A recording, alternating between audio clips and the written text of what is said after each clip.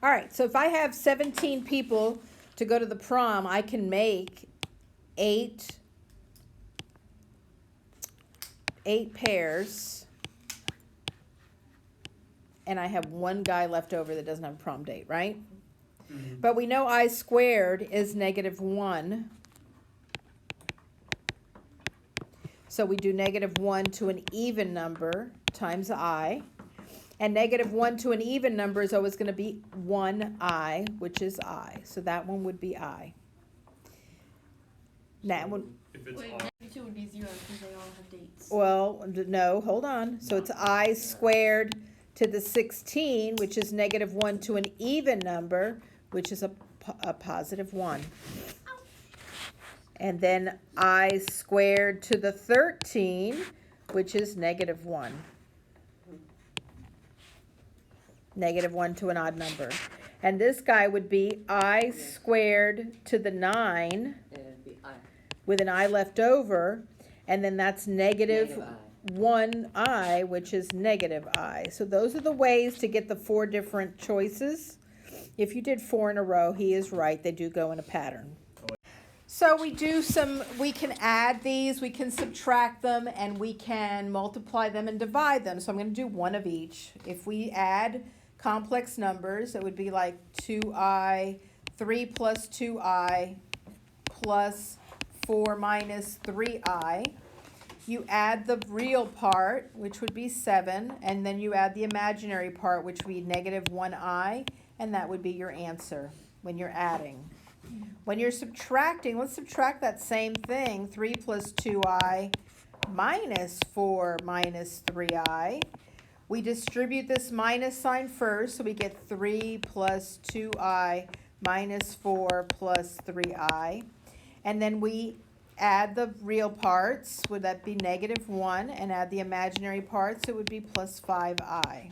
So when we multiply, let's do 2 plus 7I multiplied by 3 minus I. You would FOIL that. 2 times 3 is 6. 2 times -I is -2I. This would be positive 21I.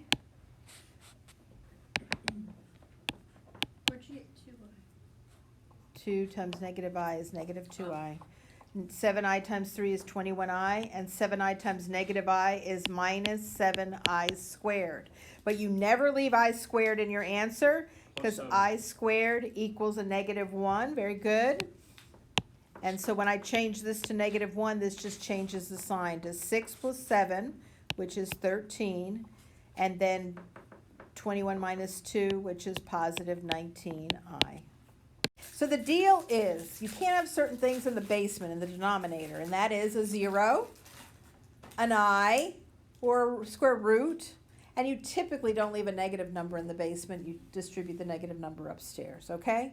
So in order to get rid of a plain I that doesn't have a real part to it, just a 4I, 7I, 3I, whatever, you just can multiply the upstairs and down by a plain I.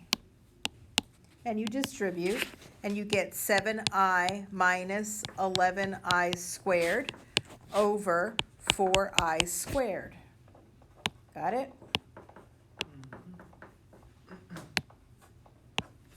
So upstairs, remember this? I squared is -1, so that becomes positive 11 plus 7I. And downstairs, this is a -1, so that becomes a -4. And you typically do not leave a negative in the basement, so it's going to be -11 plus 7I over minus 7I, sorry, over 4. You give that negative to everybody. Now, if the answer had been all even numbers or something you can reduce it. But this one cannot be reduced, so you can't reduce it. Got it? So we have to multiply by 3 minus 2I downstairs. You just change the middle sign, and whatever you do downstairs, you have to do upstairs, because technically you're just multiplying by 1. You're just changing the look. And I'm going to FOIL the upstairs, and I get 6 minus 4i minus 18i plus 12i squared upstairs. Now downstairs something very interesting happens. If I were to FOIL, it includes the inner and the outer. But if you look at the inner and the outer, they're going to be opposites of each other. It'll be 6i and negative 6i. So you don't have to do that because they're always going to disappear. That's why we're doing it, to get rid of the I squared. So you just have to do the beginning 2, which is a 9, and the last 2, which is minus 4i squared. Right? So 9 plus 4. Now it's 9 plus 4. So we know the basement is going to be 13 because this is a negative 1, and negative 1 times negative 4 is 4. So it'll be 13. And the top, this is going to turn into a negative 12. So we have 6 minus 12, negative 6, and then minus 22i. And if 13 had been an even number, you could reduce it all. But 13 does not go into 6 or 22, so. Wait, how does? So you're, I will love you if you give me cookies. so you're, I'm recording. So you're going to page 583, and you're going to do, in that bottom section, the odds, but not 29.